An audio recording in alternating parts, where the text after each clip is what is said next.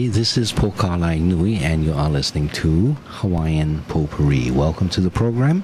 Welcome back to the program. We are broadcasting from the top of the Chinese Cultural Plaza here in Honolulu, Hawaii. Today is the 8th day of September in the year 2012. We had just been talking about this Public Land Development Corporation and the call for some changes or some settling of what the rules are and what the procedure should be with the PLDC. If you would like to call and comment, our telephone number is 524-1080. In the meantime, we played the song Kamehameha Waltz, sung by Emma Veary. And as I sat back and listened to this song and the singer Emma Veary, of course she is a name very, very well known among people of Hawaii who has paid attention to a lot of the Hawaiian songs that have been sung by her. The idea of Kamehameha Waltz brings to mind a form of integrating tradition and modernity, at least at that time. And as we talk about indigenous practices, indigenous peoples, and the rest, sometimes we come across this syndrome of time stamping or time locking the indigenous people at a time of first contact with Westerners. So to suggest that this particular song, as an example, is not really an indigenous song, and I don't know if you would call it a Hawaiian song, but you might want to call it, what is that? Not a, what is the word for it? A concession of Hawaiian culture to Western practices. So it's not really Hawaiian.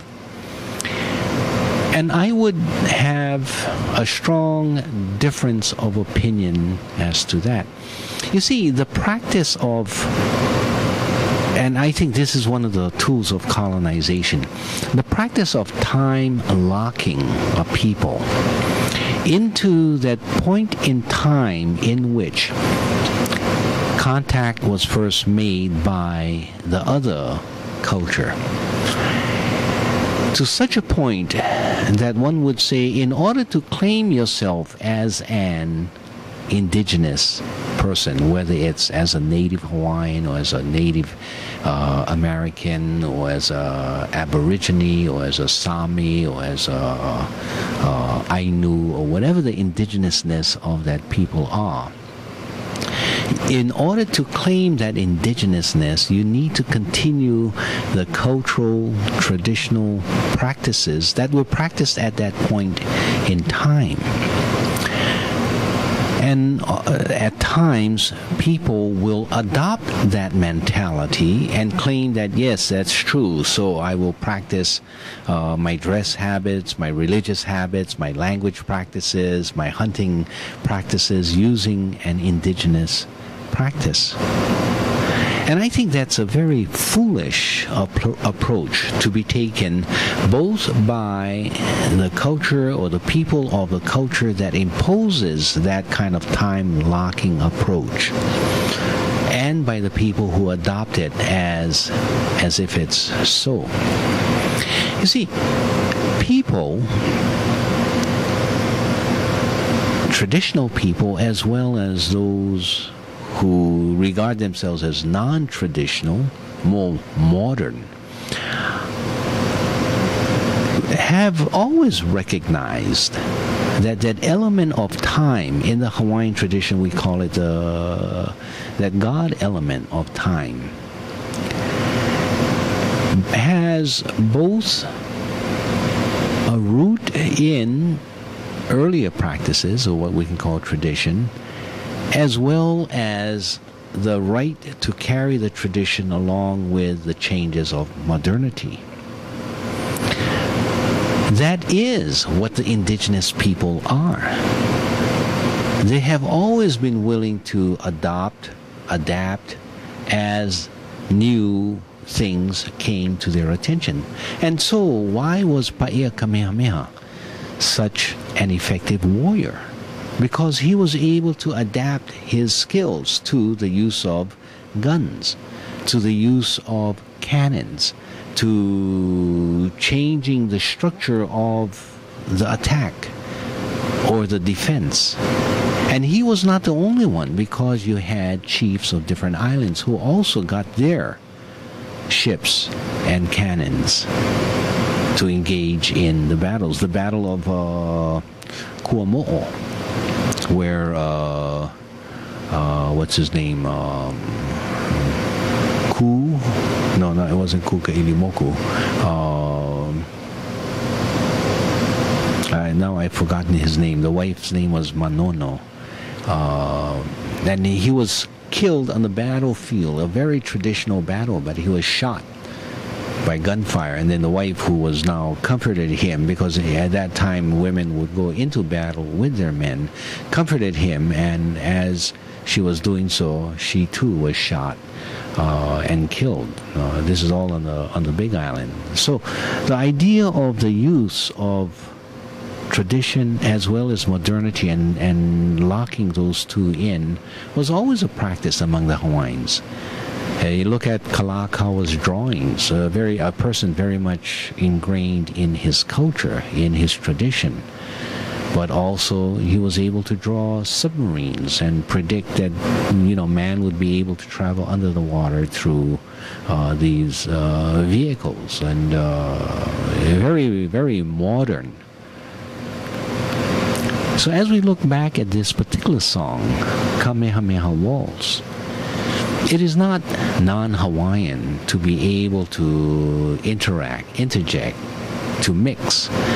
Queen Liliuokalani, clearly a Hawaiian woman, a Hawaiian leader, was able to write her songs in both the Hawaiian language, the English language, the Spanish language, and able to mix those words and approaches to music. And it was, again, a very significant method of integrating tradition and modernity. So don't hesitate to use modern equipment, modernity, modern inventions. But remember to maintain that soul of connectivity with your culture, at least to understand the uses of it, whether it's a land-moving machine, but still have respect for the ground that you are moving about, and hear it and feel it, and be able to identify your spirit with what is happening, and don't let the machine separate you from that spiritual connection of what you are working with. That is, to me, remaining indigenous, although you are using different equipment. The second thing about this song, and I'm sorry for my apologies for rattling along so much, but it did bring these memories to me. And that is, I met Emma Veary once. I don't know her well. I couldn't even claim to really know her other than having met her at her home. A person who I did know before she passed on was her mother, Emma Veary's mother, Nana Veary. And Nana Veary is the author of one book that is called Change We Must. And taking from a very Hawaiian perspective, but also showing how she was able to integrate certain belief systems within her Hawaiianness and incorporating it to use and to show and to teach others about the changes that had been coming about, and her experiences in that book, Change We Must. Very native Hawaiian, no question about her, what is that, nativity or nativeness? but able to move in and investigate and make changes even within her own practice. That book was heavily sponsored by another group, and that was the Daihonzan Chosen Ji. It's the International Zen Buddhist Temple located up in Kalihi Valley, run not by a Hawaiian man, but by a man of Japanese ancestry, but more properly said to be a man of Hawaii who was of Japanese ancestry, and that is Roshi Tenshin Tanoi, or Tanoi Tenshin, if you follow the more Japanese approach of his name. He is an archbishop of that organization. And so what he did was, having understood, having known, having worked with Nana Viri, provided the support so that her book could be written. If you ever have the chance to, I would strongly advise you to take a look at her book. You may find it in the public libraries. I don't know if they are available at Amazon or at some of the bookstores. Okay. If you would like to make a comment or have any questions, our telephone number here is 524-1080, and we'll take your comments. The next prepared item that I was going to speak on is the article that I had received last week, Saturday, but I think it's just as relevant today as it was a week ago. And it was actually written by Kahaunani Abad, PhD, who writes about rail headed for Burials Central. Despite the warnings and the pleas, she says, as early as 2005, the Oahu Island Burial Council, or OIBC, raised red flags. The rail project would undoubtedly impact Hawaiian burials. 3 years later, so that would make it 2008, when the OIBC had not received promised communication from the city and county of Honolulu, the council asked for an update. At that time and at many meetings thereafter, the OIBC called into question the planned rail alignment, which would directly collide with concentrations of burials. Joining the council's strong objections were the National Trust for Historic Preservation, the Office of Hawaiian Affairs, Hui Malama Inakupuna o Hawaii Nei, the Native Hawaiian Legal Corporation, and Hawaiian families. But city planners did not listen or did not care. A growing chorus implored transit officials to shift the project route, thereby avoiding known burial areas. Still, the city ignored efforts to avoid conflict and prevent costly litigation, delays, and project modification that would ensue once burials were encountered. Despite these warnings and pleas, the railway is headed straight for an area that could be called Burials Central.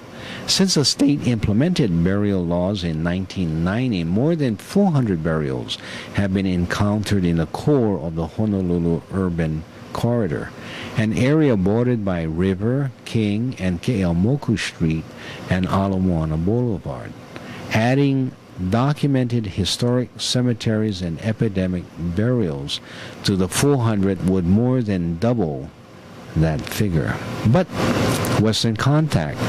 before Western contact and well into the 19th century, rolling sand dunes in this area were burial grounds for generations of Honolulu Ohana. They would kanu, or plant, the remains of loved ones in the dunes.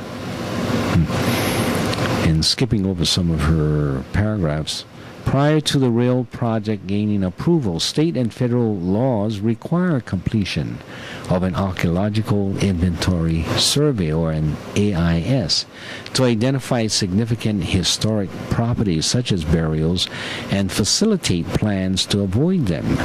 To shortcut this vital planning process, and despite the vehement objections of the OIBC, federal officials, the State Department of Transportation, or DOT, Honolulu Transit officials, and others signed a rail programmatic agreement in 2011.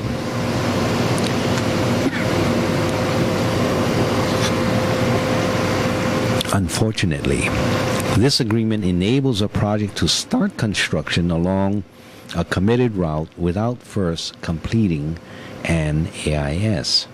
This misguided approach places Native Hawaiian burials in peril and gamble with taxpayers' dollars. An attorney for the for the National Trust for Historic Preservation warned, the city's decision renders a project legally vulnerable under Section 4F of the Department of Transportation Act. This act dictates that the federal DOT cannot approve the use of land involving historic sites, including burials, unless there is no feasible and prudent alternative, and only if the action includes all possible planning to minimize harm to the property resulting from use. But planning for burials has been minimal. The city has not completed its AIS for the project area involving Burial Central, and has not seriously considered an alternate course such as King Street route, which would avoid burials. If burials are found via the AIS or later during construction, since an AIS investigates only a sample of the project area, two laws are triggered.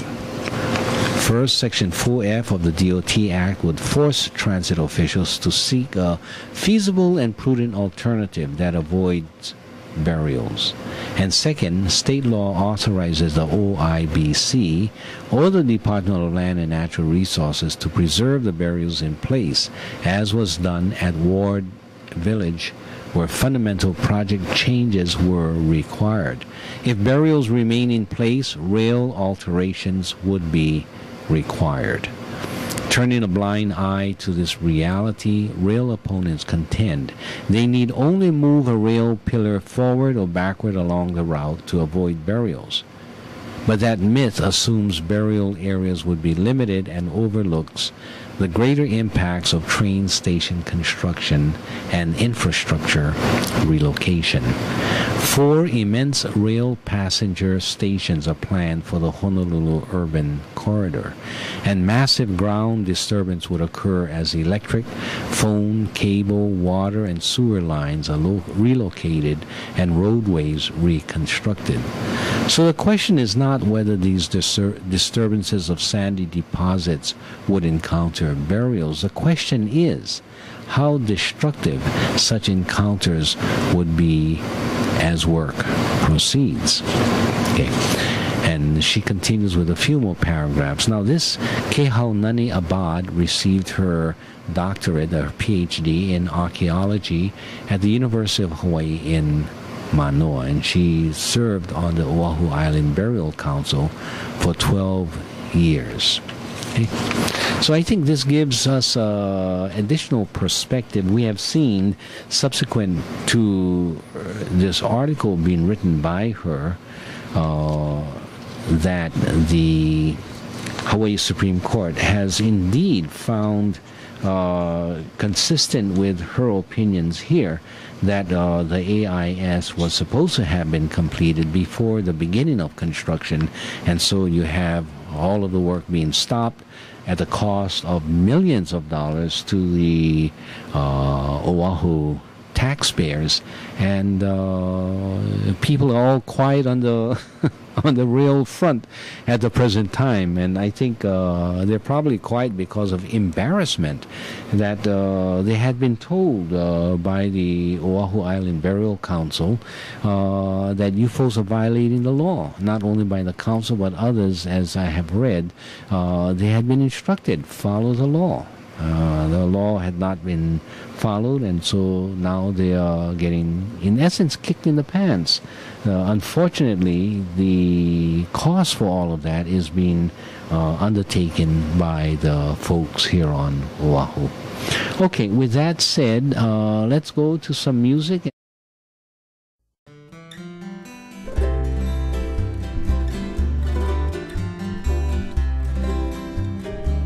Kaulana na pua o Hawaii, Pupa ama hope o ka aina, Iki mai ka elele o ka loko ino, Pala pala anunu me ka paka.